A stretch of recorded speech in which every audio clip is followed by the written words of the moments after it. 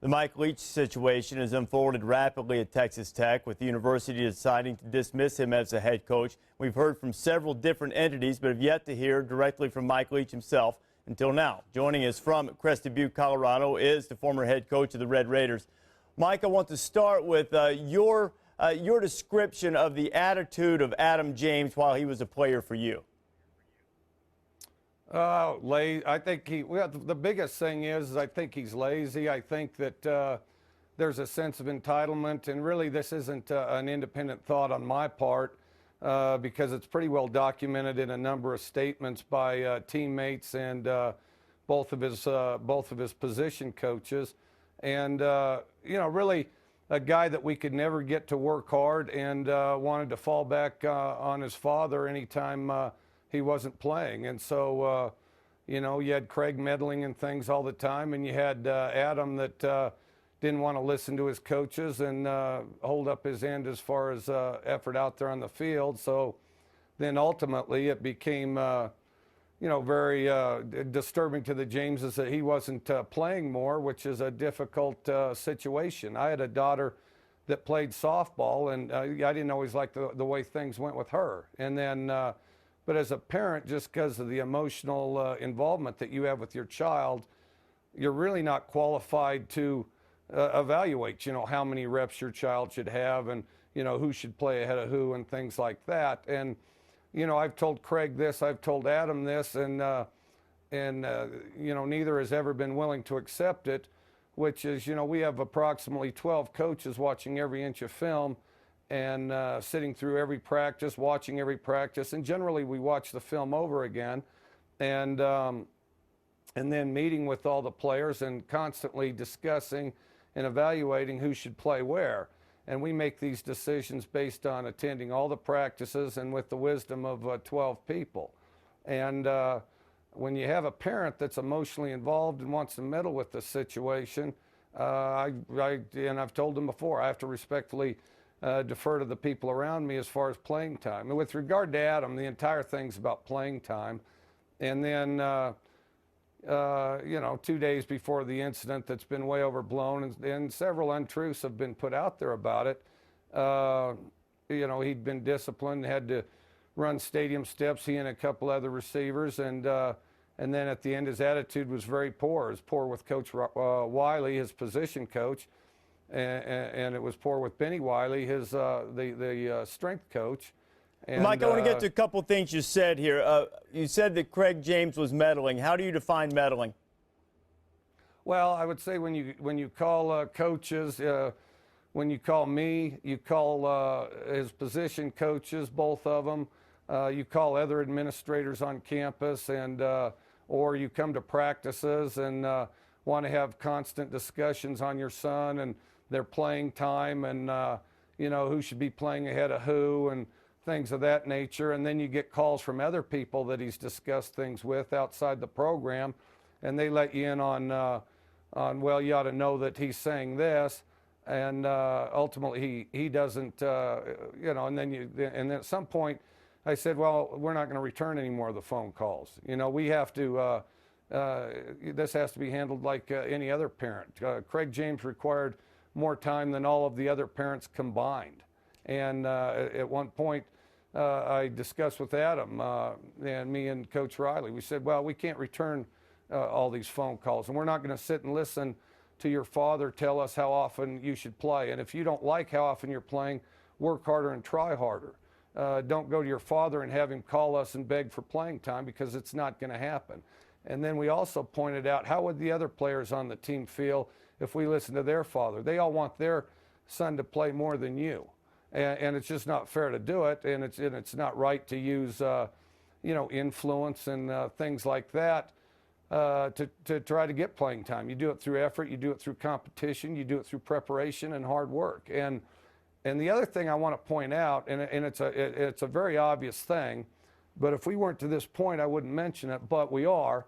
One thing that's really obvious, and I don't really think that down deep in their heart, in the back of their mind, anybody truly believes that me or anybody involved in my program sat around and said, let's see, who should we rip off? Who should we cheat as far as how much we let them play. And then as you're sifting through the roster, I don't think any of us said, okay, how about the richest kid whose father's got the biggest microphone in front of his face the most constantly? Let's rip him off. Let's not treat him fairly. Let's do things unfair to him just because. I can assure you that everybody in our program wants to win badly enough and works hard enough at it and meets constantly to discuss who are the best players, that it's far, far, far too important to all of them to play the best one instead of A, show preferential treatment, or B, deliberately cheat somebody, who's got a father looking over our shoulder all the time, but also has a lot of money and influence and a big microphone that he's around constantly. And well, as we quit returning the phone calls, then of course, Craig started making calls to administrators, athletic directors, chancellors, and things like that. Well, one of the things to try to bring pressure on us. Well, Mike, one of the reason that led to the latest call, the one that we know about, and Craig has said that he did not try to use his influence and only talk to you and your coaches about trying to improve his son and trying to get him more playing time through the types of ways you mentioned. But what I want to ask you now, what was your reaction when you found out that Adam James was diagnosed with a concussion? Well, first of all, I can assure you that none of my coaches feels like that's the case. So we can get past that right now, and I certainly don't. My reaction when Adam James had a concussion was that I need to coach the other players out there. That, I'm calling all the plays. I'm certainly not, walking Adam James around and supervising him. That's what we have trainers and medical personnel for. My reaction was, well, he's got a concussion. Okay, well, what are the problems with a concussion? Well, first of all, you don't want to overexert yourself. Second of all, you're light sensitive. And third of all, you don't want to get hit again to exacerbate the situation. You don't want to get hit by a ball, a flying body, a golf cart, or whatever the case may be, and you need to be hydrated. And we wanted him close to the football field because he's a team member, and we wanted him to be around our teammates, but we wanted him out of the light. And one thing, Adam was walking around, and this is kind of indicative of his attitude. He came out on the field. He was not dressed in school gear like the other players and everybody else involved. Had a hat on backwards, had his sunglasses on, and walked slowly around the field. And I said, why does he have sunglasses on? They said, well, he's sensitive to light because he had a concussion. I said, well, put him somewhere out of the light. So then he went to a garage that's got the door open. He goes to a garage that at no point was the garage locked. It holds 2 vehicles tightly, but it's big enough to do that. It's got an ice machine. It's got a fan. And while we're on the subject, the offensive line during special teams will go to the shed, especially on a hot day because it's shady, and second of all, because there's an ice machine there. And which, given the fact that those are the symptoms, it seems like really a pretty good place. It's none of this stuff that's been portrayed, none of this Cool Hand Luke, Brubaker stuff that is so popular to sensationalize. And quite honestly, I think there's been some irresponsible journalism on that because there's been an overwhelming amount of evidence to the contrary, but it's not accepted for reasons known only to those journalists that choose not to. Why did you make the decision where Adam James should go as opposed to the trainer? I didn't. I said, find someplace dark. And one place was as good as the next, and that was close to the field. And plus it had the ice machine. What do you think a coach's role is in terms of deciding how an injured player is to be handled? I think you defer to the doctor, which brings up a good point. I have a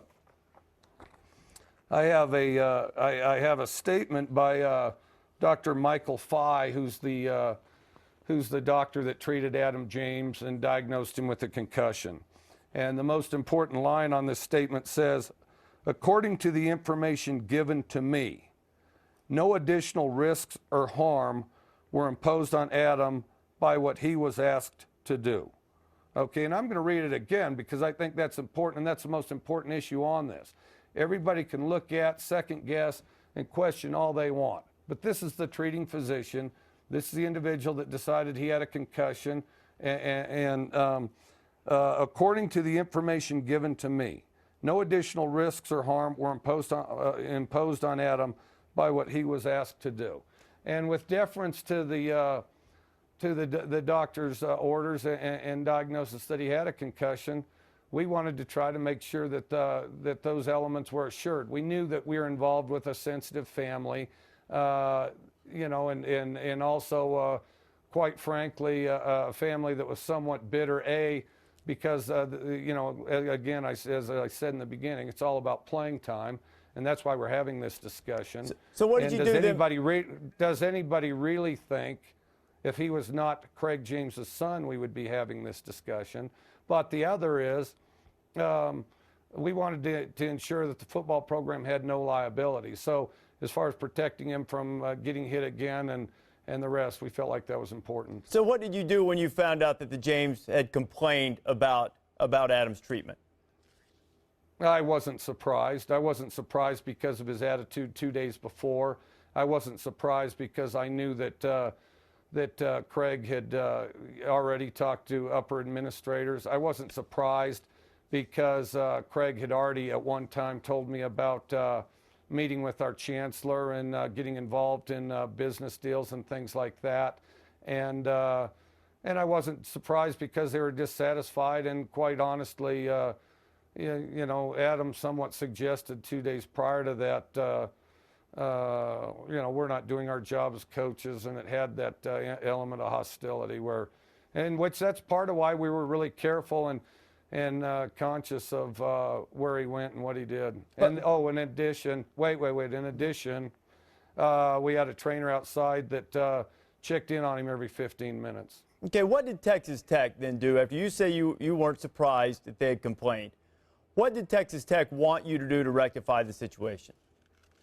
I was never presented with anything. The only thing I was ever presented with from Texas Tech was in a meeting. And this was with the president and the AD. In a meeting, basically there was a bunch of statements on, you know, players are to be treated this way, that way, and the other way, which I agreed with for the most part. And then the other was failure to do that, you can be penalized the following ways. They wanted me to sign the paper, and I saw no reason to sign it. I mean, you know, I don't mind. You can put it in my file. You can do whatever you want. But nothing about my contract or America would compel me to sign it. Everybody, me and everybody in my program is completely innocent of anything. And I'm not going to sign anything that even gives the impression that there may be some wrongdoing when there's not. So I didn't sign it. And then from there, the conversation went to, it's important to keep this out of the media and to get this resolved. And I said, well, you know, if for some reason, you know, that you don't want me or something like that, let's figure out an exit strategy, because we have a great recruiting class. We're going to have a great team next year. And you know, in consideration for my staff and those people, if we need to part ways, then we can do it at the end of next season and go from there. And you know, they didn't appear to be interested in that. Well, and then I got to the bowl game just a few days later, and was suspended. So, you know, they violated the whole thing as far as this business of let's keep it out of the media. And the other thing was you know, it's contrary to my contract. My contract calls for notice of any wrongdoing. And the only things that were thrown around to me was that we've had a complaint. Well, there's complaints on people all the time. We've had a complaint, and but I said, well, what law did I violate? Well, there wasn't an answer. What policy did I violate? There wasn't an answer. What have I been told to do that I violated? There wasn't an answer. And then from there they started throwing about the term insubordination. I said, well, what was insubordinate? What in your view is insubordinate? You know, and really no answers there. I'll tell you one thing that has shed some light on the subject recently. I don't know if you read the material in the Dallas Morning News today. It's loaded with a bunch of emails between regents, the chancellor, and parties outside of the program that clearly are involved in some level of collusion and conspiracy that goes back to last year, and I wasn't aware of it, and so you can imagine my shock when I discover in all those emails in the Dallas Morning News today, and I find out that everybody, that several individuals were working against me as far as last year and all the way along. And I mean, all you have to do is read the emails. That's what they say, and that's not in my words. That's in their words. I did read them, and Well, most of them pertain to your contract negotiations last year, which became acrimonious.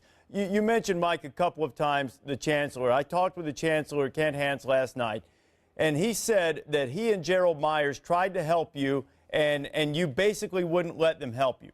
How would you describe your interaction with the chancellor and the athletic director during this situation? Well, it was fascinating when you asked what exactly you asked me to do in order to, what exactly they asked me to do in order to straighten out the situation. There wasn't an answer. And the reason there wasn't an answer is because I have yet been asked to do anything to straighten out the situation. Part of it is the obvious fundamental problem that I did nothing wrong. And then I've never been asked anything, and they didn't give you an answer to it either. When you say earlier that you didn't necessarily direct Adam James to be put into the shed, had he chosen to walk away from the shed, what would the consequences have been?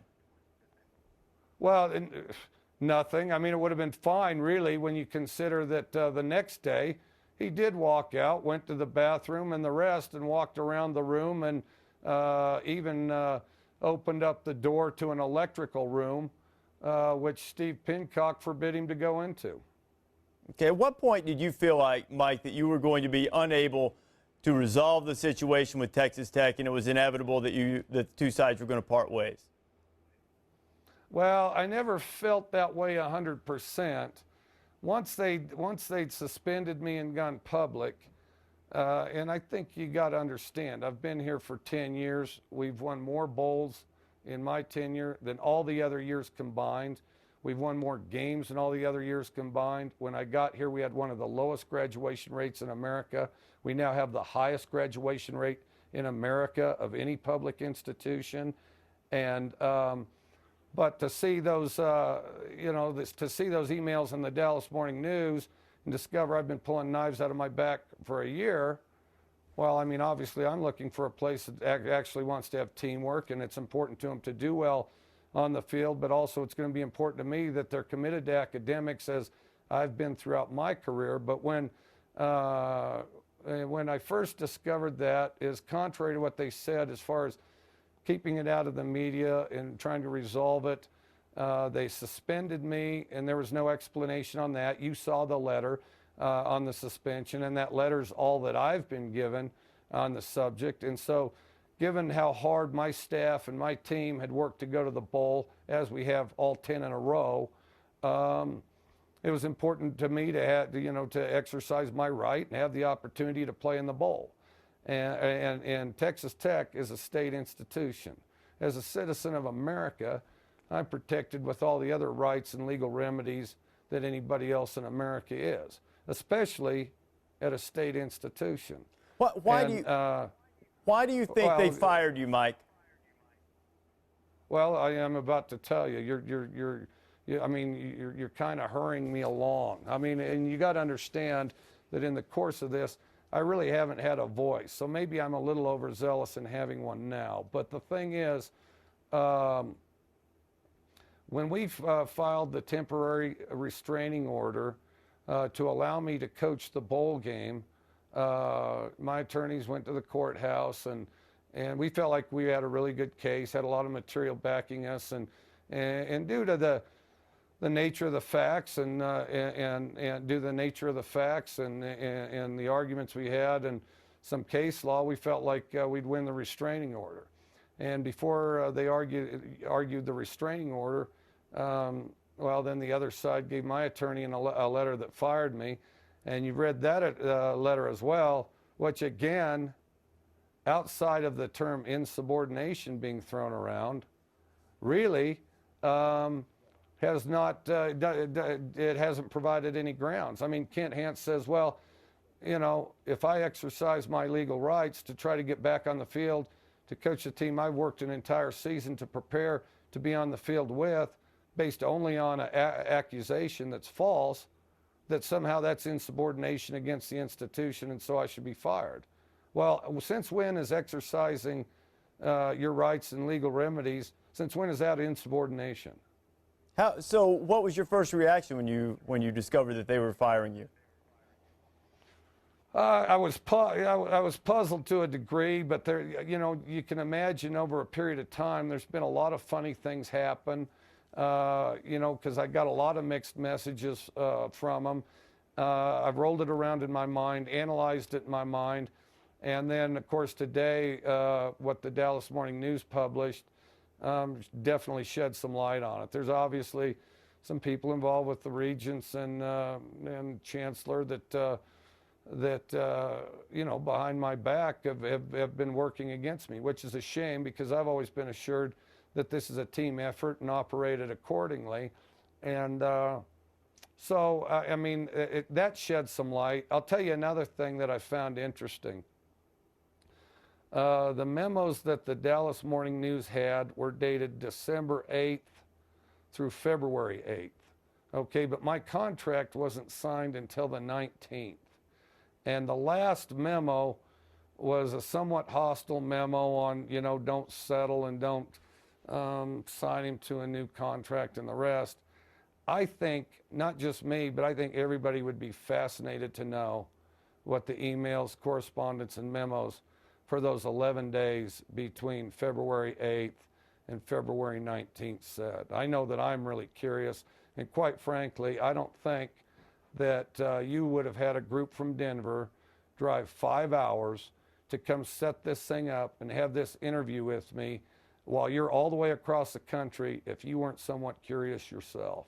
I've read the memos, and for those who haven't read them, most of them from a prominent Texas Tech booster to the Chancellor, Kent Hance, some other memos involved in there as well.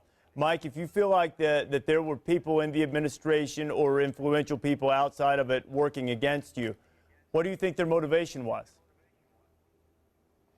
You know, I'm not sure. I suspect that, you know, whether they're tired of me, they want a different guy. You know, sometimes it comes down to, you know, Spike Dykes had a great quote. Spike Dykes said, Spike Dykes one time, he says, as head coach, your popularity goes down 10% each year.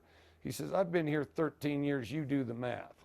And now, obviously, outside some of these people, I'm very popular, and that's clear. And with, you know, the masses of people at the courtroom and around Lubbock and flags and the rest. And I really appreciate that. And I can't say enough about these fans, their support, and their devotion to what we've done together with this team over the last 10 years. I honestly don't know. I think it's probably has something to do with power and control. And I'll tell you the other thing I think it has to do with is I think they don't want to pay the money. I think last year they didn't want to pay the money, and then based on popular opinion and public pressure and things like that, they got in a position where to save face, they had to give me a competitive contract, which they did.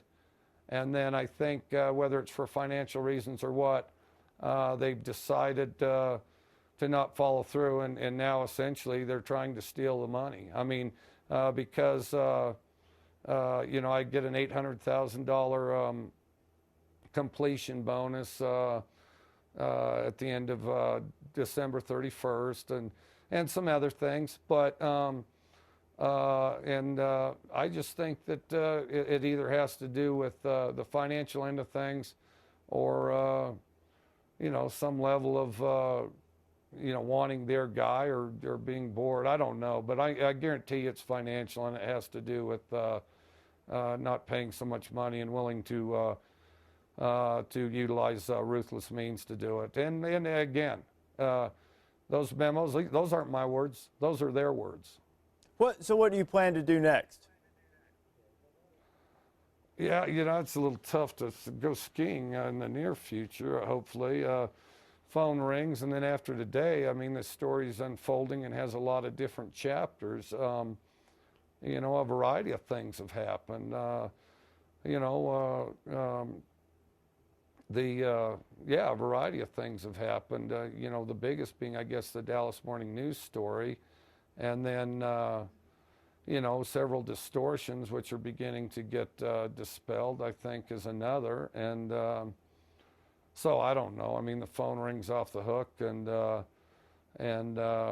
who knows? But what I want the future to hold is I want to go to a football program that truly has teamwork, that's interested in building their program. Keep in mind, we've expanded our stadium 3 times in 6 years here, and me and my staff had a part in that, generating interest and higher level of TV attention and things like that, and teams that had a lot of success on the field.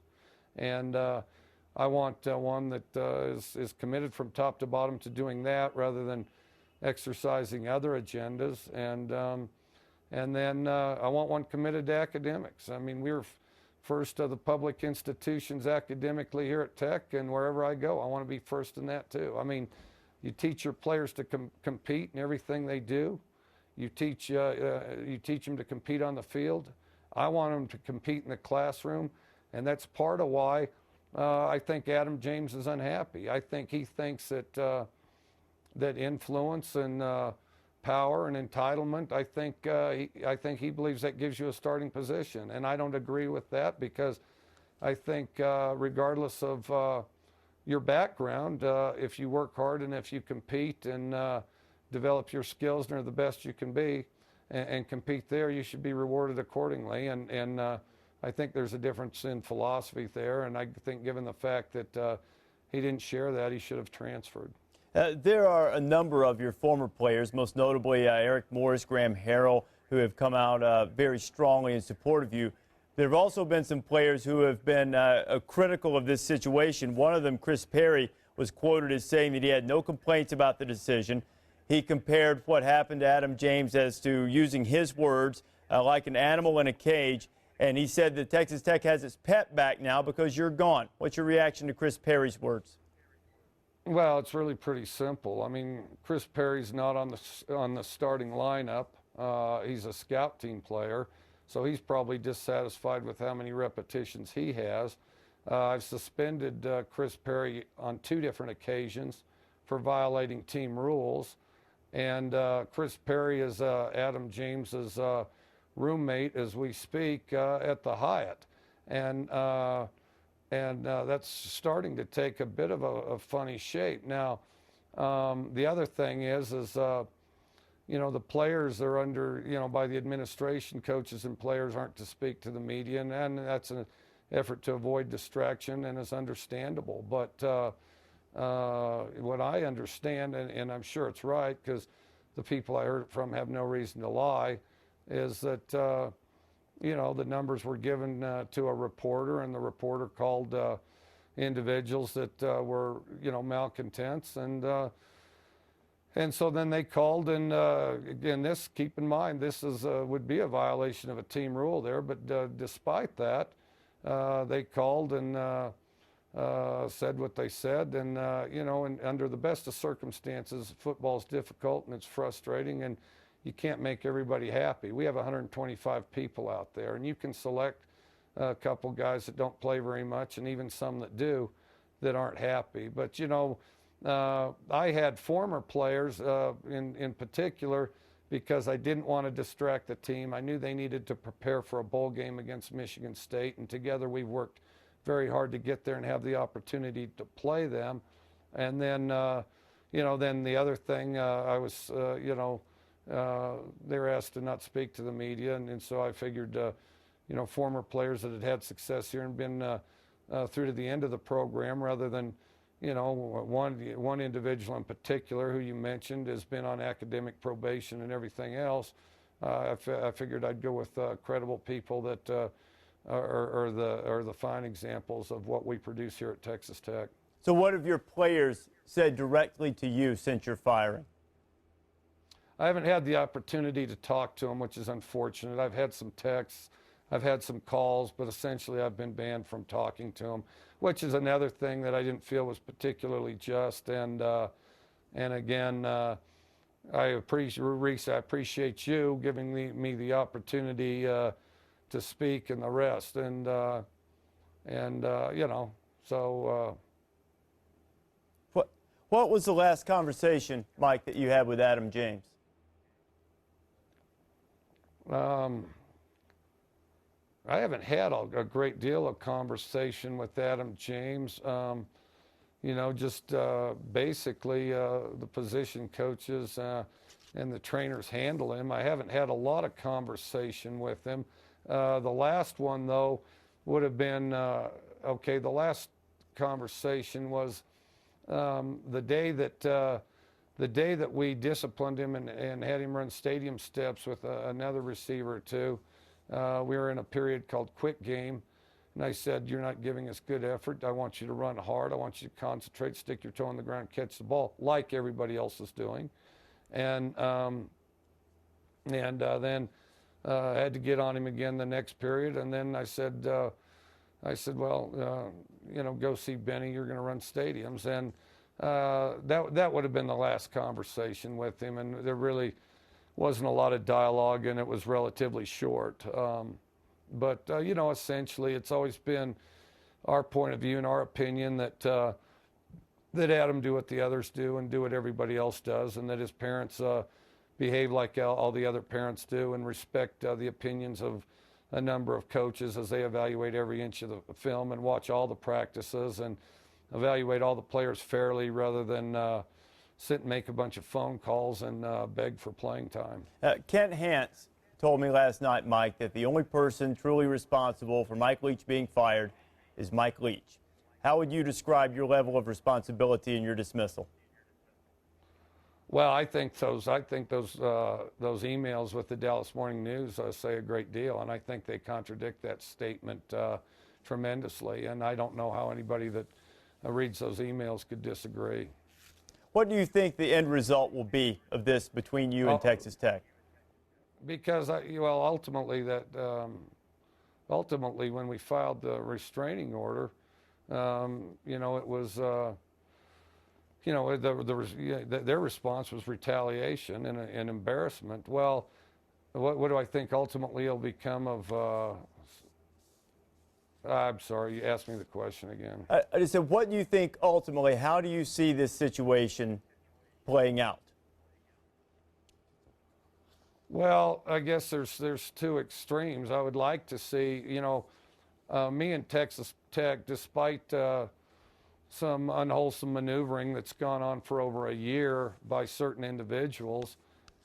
We've had a great relationship for 10 years. They've been the best football years in the history of Texas Tech in any way that you measure them, with regard of running a clean program, with regard of not having any problems, with regard, me personally, not having any, with regard to graduation rate, with regard to product on the field. These are the most productive years Texas Tech has ever had. With regard to building, with regard to making money, with regard to being on TV. Best years that Texas Tech has ever had, and I'm really proud to be a part of it, and really proud of the fans and people that I've gotten to meet and gotten to work with. And, you know, they'll mean something important to me the rest of my life. But, and so I would like to think, you know, based on that, based on the fact it's the right thing to do, and also based on the fact it's clearly the most practical thing to do, that the two parties will be able to sit down, come to an equitable resolution, and solve it. And I hope that that's the case. I guess worst case scenario is you know, that doesn't happen, and my side, of course, reserves the right to exercise any legal remedies, you know, guaranteed to any other citizen of this country, and because, you know, my 10 years, my record speaks for itself, and what we've agreed to in that contract, that needs to be fulfilled, and my side's really not willing to accept anything short of that. The emails to which you referred, several of them have the booster encouraging the chancellor not to pay you what your side was seeking during contract negotiations and expressing concern over you looking for other jobs. You used the term unwholesome maneuverings. Are there things that you consider unwholesome maneuverings that happened other than those emails that you've referenced? Well, I suspect there's 11 days worth missing, and then there's plenty of material prior to that, and who knows what's gone on since then and prior to this. I mean, I think what a person ought to be curious about and look into is, you know, any business relationships, any financial relationships, any personal relationships, any political relationships, and clearly based on those memos and their word, I think we'd all be a little surprised if we don't find some to exist. What would you do differently, Mike, if this situation, if you had this to do over again, the situation, what would you do differently?